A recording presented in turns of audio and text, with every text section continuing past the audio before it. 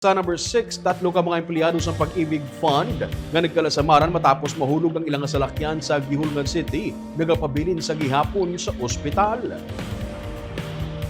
Ginabulong sa gihapon sa ospital ang tatlo ka mga empleyado sa PAGIBIG Fund nga napilasan sa naglutad nga vehicular incident sa Sitio Palau, Barangay Malusay, Ginabulong City, Negros Oriental, Huwebes nga adlaw. Nagwa sa investigasyon sa Gihulngan PNP nga naguba ang preno sang van nga ginasakyan sa mga empleyado sa PAGIBIG halin sa Gihulngan Heights pakadto sa proper sa syudad.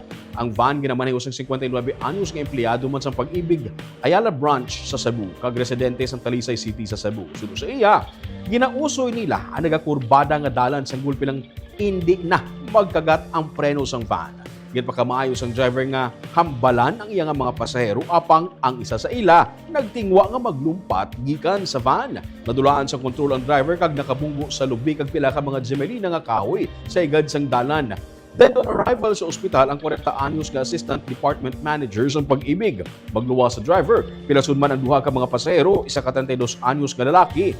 Nagaobra bilang sales and customer support assistant sa PAGIBIG Dumaguete branch, kag isa ka 28 anyos nga babae nga empleyado man sa PAGIBIG Ayala branch sa Cebu.